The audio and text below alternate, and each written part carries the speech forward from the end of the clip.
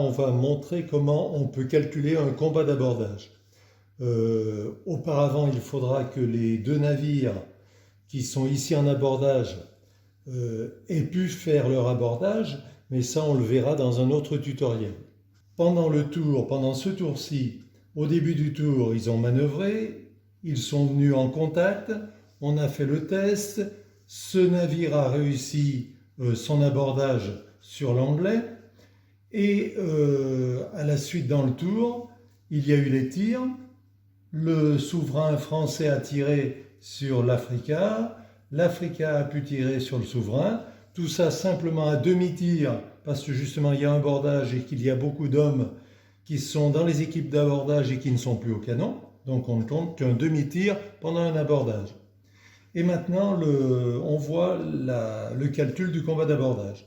Pour ça, on va utiliser cette petite machine qui est dans le titre, la machine de combat d'abordage, qui reprend tout simplement les 8 items que l'on retrouve dans la règle combat d'abordage, ici avec 4 et 4, 8 items, ou sur l'aide de jeu, combat d'abordage avec 4 et 4, 8 items. C'est exactement la même chose. C'est plus pratique ici. Donc on va imaginer que ce bateau est représenté par ce curseur et que l'anglais est représenté par ce curseur. On commence en haut et on va juste en bas. On commence par le rang. Alors notre anglais, c'est un 64 canons, donc c'est un 4e rang. 4e rang, on va commencer à 4, c'est marqué en dessous. Je positionne mon curseur anglais à 4. Le français est un 74 canons, c'est un 3e rang. Il va commencer à 5. Je positionne à 5. Ensuite, je passe au 2e item, les pertes en capacité d'abordage. On remarque déjà que l'un aura -1, l'autre aura +1. C'est symbolisé par les deux flèches, là en noir, une vers le bas, une vers le haut. Alors, où est-ce qu'on regarde? Eh bien, les pertes en capacité d'abordage, on va regarder pour le français, le souverain, en capacité d'abordage, il avait 9, il a plus de 8, donc il a perdu 1. Pour l'anglais, l'Africa, il avait 6 au départ, il n'en est plus qu'à 4, il a donc perdu 2. Donc c'est l'Africa qui en a perdu plus que le français. Donc l'Africa, on va lui mettre un -1, et le français, on va lui mettre un +1. Puisque c'est dans les deux sens. Il y en a un qui monte, un qui descend. -1 pour l'anglais, +1 pour le français. On passe à l'item suivant, les soutiens.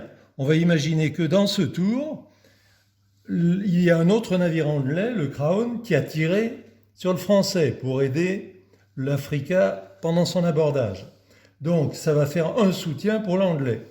Un soutien pour l'anglais. Là aussi, c'est dans les deux sens, il va y avoir un -1 et un +1. Un soutien pour l'anglais, donc je remonte d'un pour l'anglais, et au contraire, le français subit un soutien, on baisse d'un. C'est +1, -1, c'est dans les deux sens, je répète. Ensuite, les ennuis à bord, item suivant. Les ennuis à bord, il n'y a qu'à les compter, ils sont sur le socle. Le français n'a qu'un ennui à bord, il a une voie d'eau. Et les ennuis à bord, c'est uniquement en descente. Donc l'ennui à bord, un seul ennui à bord, on baisse d'un. Pour l'anglais, il y en a eu plus. Il y a un capitaine tué, un gouvernail endommagé, un mât tombé. Ça lui fait 3 ennuis à bord. Donc on va le baisser de 3. De 4, il va passer à 1. Item suivant, les ponts. 64 canons, c'est un 2 ponts. 74 canons, c'est un 2 ponts. Donc c'est uniquement dans le sens pour la montée. Flèche verte vers le haut. 2 ponts, ils montent de 2.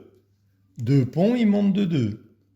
Si on avait eu le Santissima Trinidad, avec ses 4 ponts, il aurait monté de 4.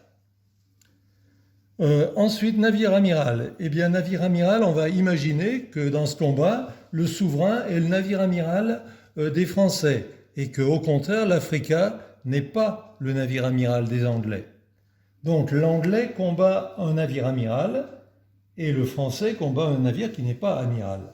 Du coup, le français va gagner un +1 en tant que navire amiral, +1, et l'anglais qui combat un navire amiral qui a un petit peu les chocottes, eh bien, il va perdre un -1. On baisse à 2. Le moral, il a été calculé pendant la partie, un peu avant, et il se trouve qu'ici, le français a un meilleur moral que l'anglais. C'est symbolisé par les deux petites cartes, l'une sur l'autre. Lui a un meilleur moral, lui moins.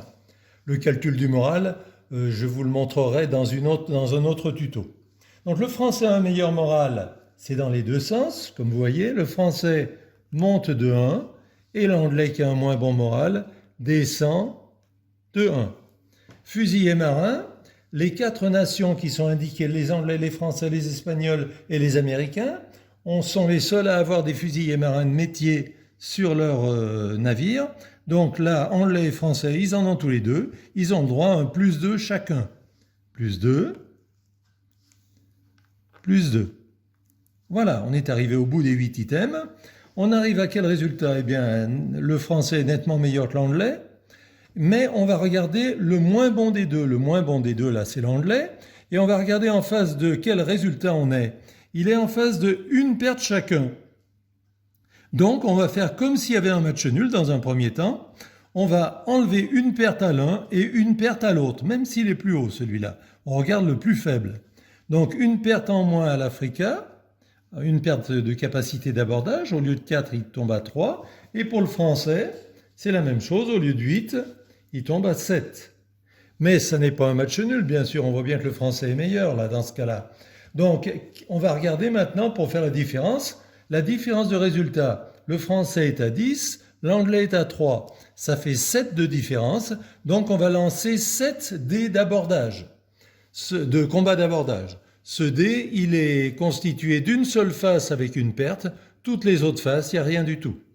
Donc une chance sur 6 de faire des pertes. C'est bien sûr le plus fort qui lance les 7 dés. Et on va voir le résultat. Donc là, j'en lance déjà 4. Et bien ça fait déjà 2 pertes pour l'anglais. Et j'en relance encore 3 pour faire 7. Et encore 1. Donc l'anglais a 2 plus 1, 3 pertes supplémentaires. Et bien regardez comme c'est beau. 3 pertes supplémentaires, il passe à 0. Et quand dans un abordage, la capacité d'abordage tombe à 0, eh bien le navire est pris. Dans ce cas-là, on met un drapeau blanc sur le navire qui est pris. On lui met un petit cabochon, là c'est un bleu, de la couleur du pays qui a gagné. Voilà, on le plante dans le petit trou. Et comme ça, on se rappelle que le bateau est pris et qu'il appartient aux Français. C'est plus facile à voir. Et en plus du drapeau blanc, on va placer un marqueur de temps sur l'anglais, un marqueur de temps sur le français. Il est placé du côté rouge pour se rappeler qu'il y aura 2 tours où les bateaux vont dériver dans le sens du vent pendant 2 tours et où pendant ces 2 tours, le français qui a gagné ne pourra faire qu'un demi-tir sur un autre navire qui viendrait l'attaquer. Le tour suivant, donc, on retournera du côté jaune. Et le tour encore suivant, on enlèvera les marqueurs de temps et on libérera le navire qui aura eu le temps de prendre possession pendant ces 2 tours du navire anglais, de mettre un équipage de prise et de pouvoir ensuite continuer le combat, avancer et continuer le combat. Voilà. Le combat d'abordage est terminé. Si jamais le combat d'abordage n'était pas tombé à 0 dans ce tour, il suffirait d'éventuellement continuer le combat dans un tour suivant.